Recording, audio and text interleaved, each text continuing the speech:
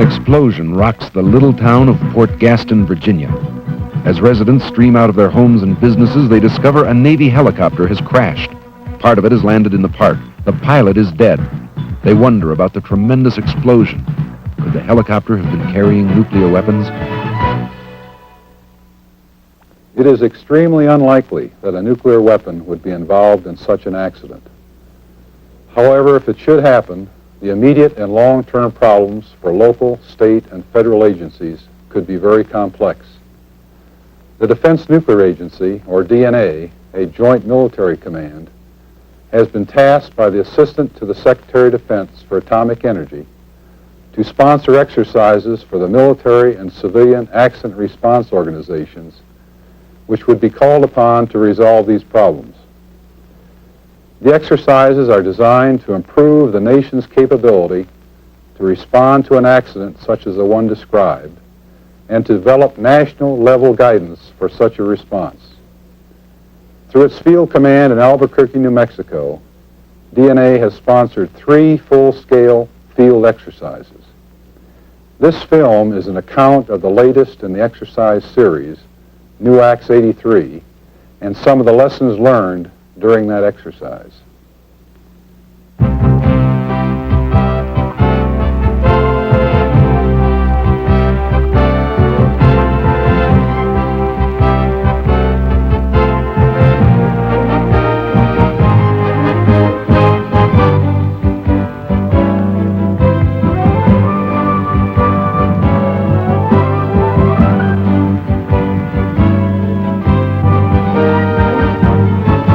Because of safety features built into the nuclear weapons of the United States, there has never been an accident which resulted in a nuclear yield.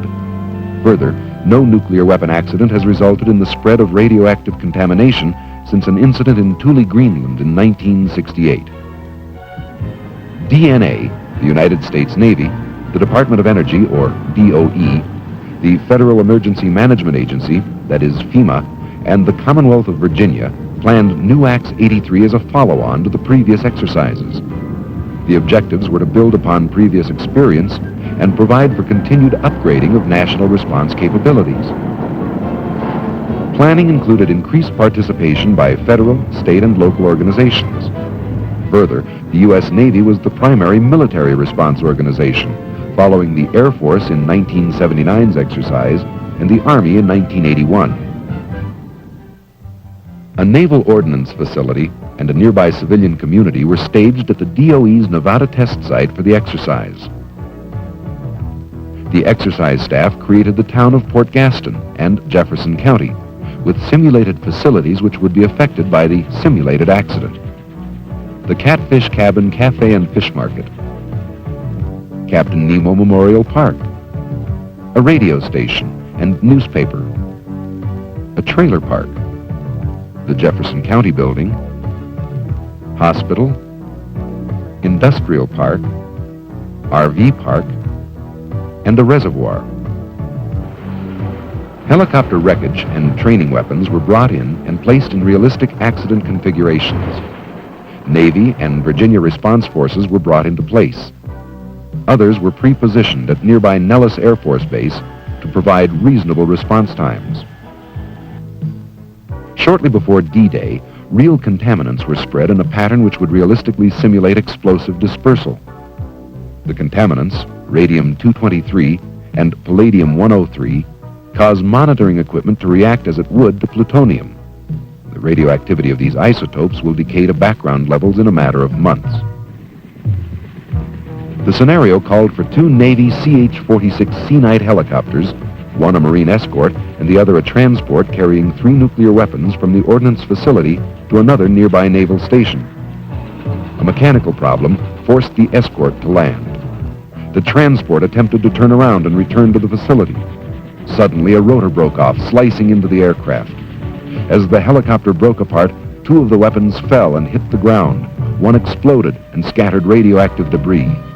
The front portion of the helicopter fell inside the base. The rear section fell into the park. The helicopter's crew members died, as did a fence maintenance man and a couple in the trailer park. Some civilians were injured, along with sailors and the Marine guards at the entrance to the base. The people of Port Gaston ran toward the wreckage, anxious about families and friends. Firefighters and rescue personnel responded from Jefferson County and from the base. Inadvertently, the citizens and rescuers contaminated themselves and spread the radioactive contamination from the accident site. Local, state, and Navy medical personnel attended to the injured people. Care of casualties in the exercise medical facilities was very good. In the case of the Navy, exceptional. But there were some delays in getting people to medical facilities, resulting in one of the lessons learned in this no-fault exercise, that all medical response forces need to coordinate with each other and use a systematic method of searching for, receiving, verifying, and recording casualties in the field. Marines quickly moved into position to guard the weapons and classified components. Immediately, local news people tried to interview Marines. State police, firemen, anyone who might have information. Anxious citizens confronted military and civilian law enforcement personnel, trying to find friends and trying to re-enter their businesses. The Service Response Force Commander, Navy Rear Admiral Joseph F. Frick, sent explosive ordnance disposal teams to the accident site. These EOD teams, as they're known, first confirmed radioactive contamination. A contamination control station, or hotline, was set up to monitor military personnel and residents who were being evacuated, and to decontaminate them if necessary. It is important to note that everyone involved in the exercise, players, official visitors, and members of the exercise staff, were informed of the hazards present, monitored for contamination, and decontaminated if necessary. Permanent records of each individual's exposure history reside at DNA Field Command. The main radioactive hazard was alpha particles in the air, which could be taken into the body through the respiratory and digestive systems or through a wound. Response forces set up air samplers to monitor for airborne contamination, providing another lesson learned, that response forces need more detailed and standardized guidance than is now available on the use of air samplers. Another observation was that although the Navy and the Commonwealth of Virginia both had contamination control stations, an actual evacuation of residents and monitoring and decontaminating them would take a great deal of time and personnel. Improved procedures are required to handle evacuation of large numbers of people. Problems include decontamination of people and equipment, providing receipts for contaminated articles, and furnishing uncontaminated clothing when necessary. Meanwhile, notification of the accident reached the National Military Command Center in the Pentagon. Service command centers, DOE, and FEMA notified their response organizations. The national-level Navy crisis team, composed of experts in radiological health, explosive ordnance disposal, security, and legal and public affairs personnel, was extremely effective in using and distributing information from the scene. An impressive array of accident response specialists was deployed for Admiral Frick to call upon as he needed them. An exchange of liaison officers helped information flow between the various agencies and should be encouraged. The Department of Energy's Accident Response Group, including members from the national laboratories which designed the weapons involved in the crash, arrived early in the exercise. After checking in with Admiral Frick and the EOD team chiefs, they prepared a plan to help assess the damage to the weapons and to assist in their recovery. Other Department of Energy assets were put to use. The ARAC, a computer program, generated a plot of the predicted area of contamination, using information on bomb design, wind conditions, and topographical features. The initial plot was sent to Admiral Frick via telefax in the first hour. Refined plots were provided as better data became available. Over the next 2 days, teams used the aerial measuring system data as a guideline to define the area and level of contamination around the perimeter and along the roads going through it. State police blocked roads leading into the contaminated areas. Several lessons were noted in the complex area of contamination plotting.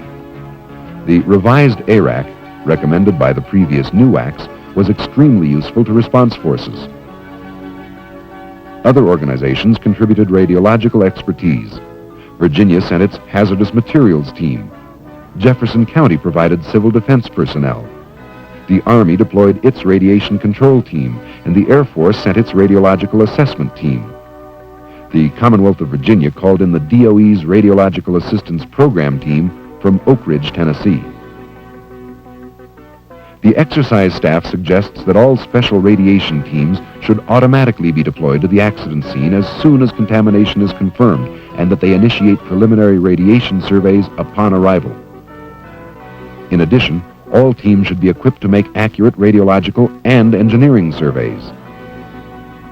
The teams in NUACS 83 did an excellent job of finding and quantifying contamination, but they could not always pinpoint the locations of their readings within the area or accurately define the area. All response forces need to be aware of the protective clothing, masks, and other equipment they would need for an extended operation. The Radiological Advisory Medical Team discovered that one of the commercial airlines would not take their equipment with a low-level radioactive source used for instrument calibration. Response forces must ensure that details for transportation of radioactive equipment are arranged in advance with the airlines. In order to assist the Service Response Force's Radiation Health Officer and to better coordinate their response, all radiological teams should provide representatives to a joint radiological control center. One agency will supervise the center and use lists from each team as to its personnel, capabilities, equipment, and any logistical support needed. The Navy EOD teams, one from Naval Weapons Station, Yorktown, Virginia, and another from Naval Air Station, Fallon, Nevada, assessed the damage to the three weapons. According to established procedures, they reduced the immediate explosive hazard. When the DOE's Accident Response Group arrived, the Navy informed them the high explosive in one B-57 weapon had detonated, causing extensive damage to another B-57 weapon and scattering radioactive and classified debris. A W-55 warhead was still intact. Once the Accident Response Group had produced good radiographs of the damaged weapon, a joint recovery plan for the B-57 was formulated. There was no internal damage. Cracks in the weapon case were filled with oil to prevent pieces of explosive from rubbing together. Loose or broken components were foamed into place.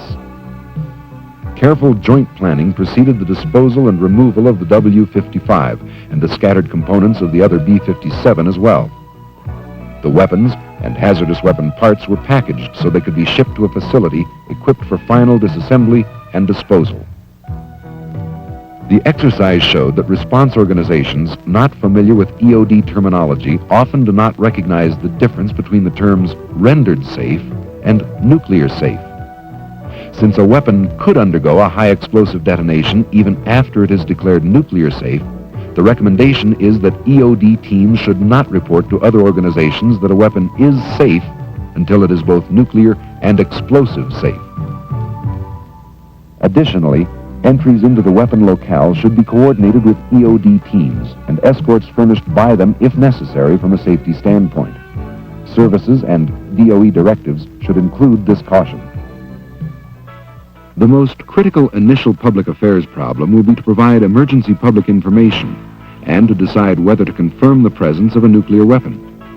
Local officials can be expected to announce the presence of a nuclear weapon as soon as they are aware of it. The initial response force should be the first to make this confirmation if possible, when public safety is at risk or when necessary to allay public alarm. This will allow for the coordination of response efforts and protection of the public, and will assure credibility and trust in the federal response. The Assistant Secretary of Defense for Public Affairs should be informed of the on-scene confirmation in advance, if possible, to enable him to fulfill his responsibilities in the Washington area. Public affairs officers of the responding organizations formed a Joint Information Center, or JIC, the day of the accident. Even so, public affairs people need to be prepared to function without a JIC until one is organized. The first press conference was held the morning after the accident. Sir, could you just give us the names back Yes. to write up for note-taking now so we don't... Rear Admiral Joseph Frick, F-R-I-C-K. Mr. Kim Anderson, Commonwealth of Virginia. Mr. Joe Winkle, W-I-N-K-L-E, Senior FEMA. senior official with FEMA, and Mr. Don Schuler. I am Don Schuler, senior member of the Accident Response Group for the Department of Energy. We also have available here this morning, and I have... Post-exercise critiques pointed out that in a real accident there would be much more involvement by senior-level public affairs people, especially in Washington. They also pointed out the need for response agencies to make sure news releases are sent consistently to all principal federal departments and agencies. Citizens were concerned about the extent of the contamination. Navy Public Affairs Officer yesterday did confirm, I think his name was Smith, did confirm that the weapons, nuclear material was plutonium. We had an interview with several hours with Dr. Strash, a radiologist who was on site yesterday. He said that the worry with plutonium in particulate form would be inhalation and ingestion, and that's why the respirators. Can you tell me, could this be dispersed through the wind? Does it leach into the soil? Does it get into the water? I mean, what are the ramifications of what we're looking at on plutonium? Well, I think I'm going to turn that over to an expert on the subject. Don, could I ask you to address the potential? During a meeting at FEMA headquarters the day after the accident, numerous federal and state agencies began to address the question of how to clean up the contamination and restore the site. FEMA has the overall responsibility to coordinate emergency type of activities, whether they be man-made or whether they be natural type situations. In this particular incident, we do have national security concerns, and we recognize that the Department of Defense or the Department of Energy, whichever is appropriate, has the operational responsibility for security of the classified materials that may be involved. Of course, one of the first concerns was financing.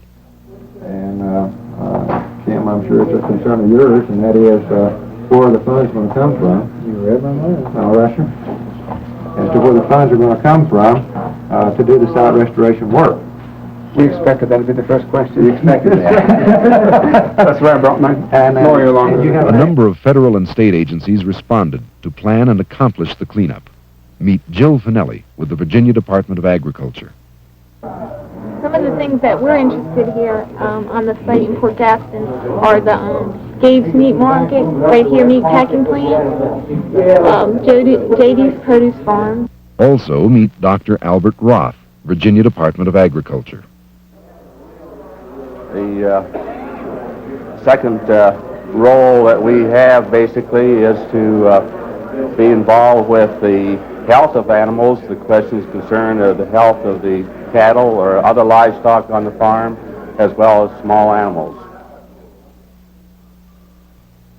This is Charles Cox, U.S. Food and Drug Administration. In a radiological emergency, the role of the Food and Drug Administration is to ensure that foods, drugs, medical devices, biological products, animal feeds, cosmetics are safe, wholesome, free from contamination, and also that the population receives as minimum radiation as possible. EPA was called to Port Gaston through FEMA to supply laboratory support to the state of Virginia. And this is Wayne Bliss of the Environmental Protection Agency. Is to provide that support through FEMA as well as represent the agency in advising the state on proposed cleanup criteria and procedures for restoration of the area.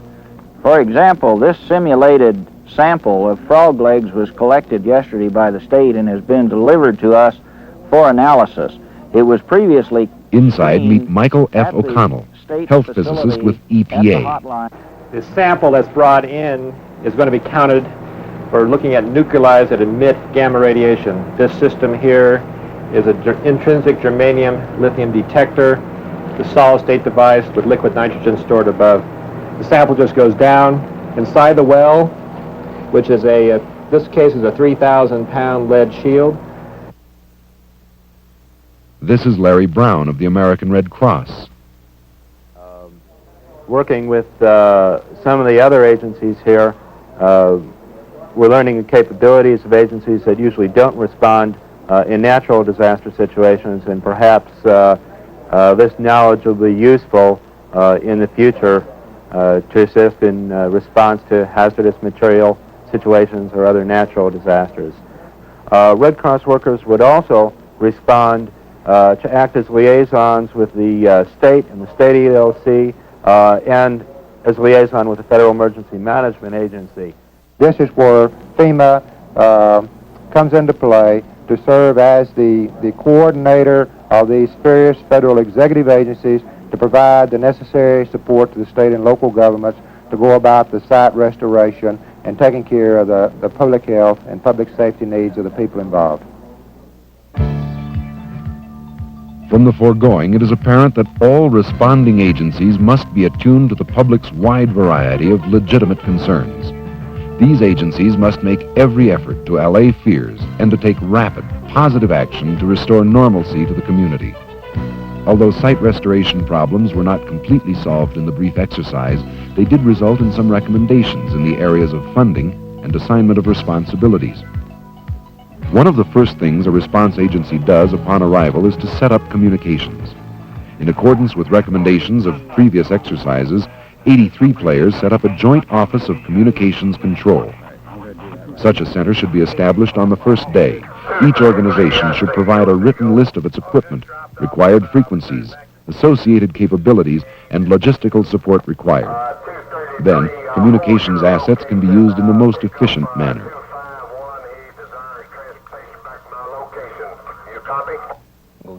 This is Bill Peebles with the National Communications System. Utilize one another's resources as necessary. I can make an assessment of what our requirements are and then pull together anything that I need to satisfy that requirement.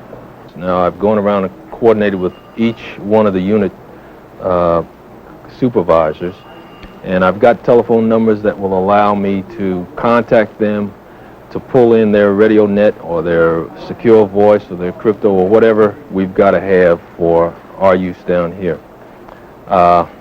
This then allows a senior FEMA official access to the Air Force Audidin network, which happens to be here.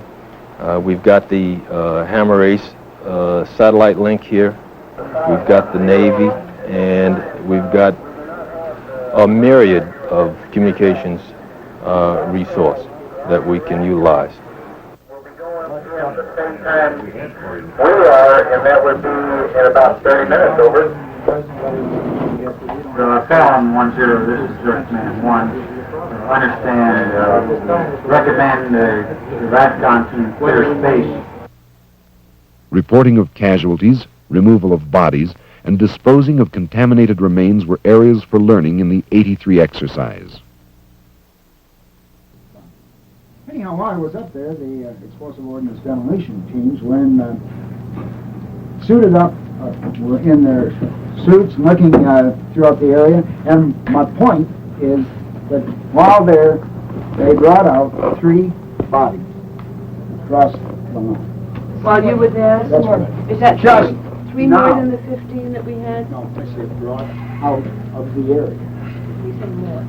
3 bodies. I don't know who they are.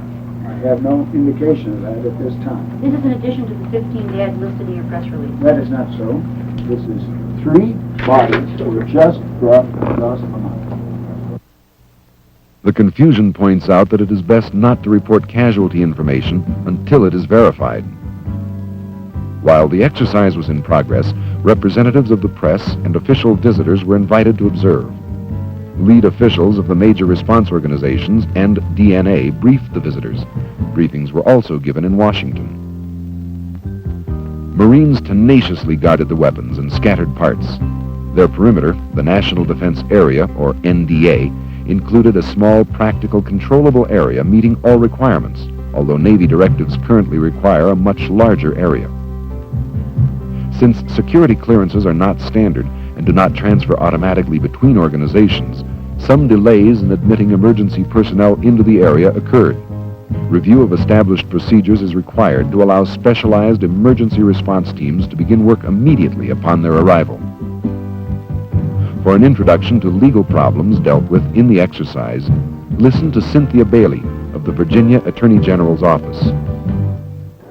In this particular exercise, as would be true in any emergency, the major questions come in the area of constitutional rights, the power of the state, the power of the federal government, and the power of the locality to restrict individuals' rights, both a private citizen as well as members of the press. The state wasn't a party to the suit, but some citizens of Port Gaston did file suit against the federal government alleging violations of their constitutional rights. In a similar fashion, in this type of emergency, we have three types of government. We have the federal government, the state government, and the local government. And there are many jurisdictional questions that arise, and who can best handle it, and who is legally empowered to handle the various problems which arise. A looter inside the NDA was handed over to Port Gaston police, who passed him on to the FBI, who passed him back to the police, who passed him back to the Marines, who turned him over to the Naval Investigative Service, who finally turned him over to the Navy Command Security Officer. The matter was complicated by the fact that he had been in a contaminated area. It is evident that detailed plans need to be developed concerning legal jurisdictions. NUACS 83 was a tremendous success.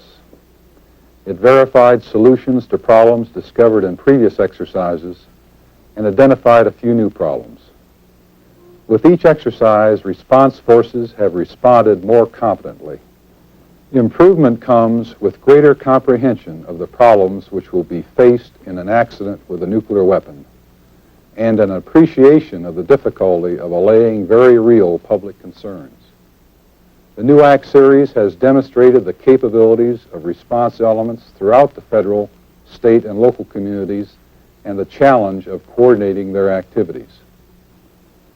It is clear that additional exercises will further improve the nation's response capabilities. The Defense Nuclear Agency is proud to be a part of this effort.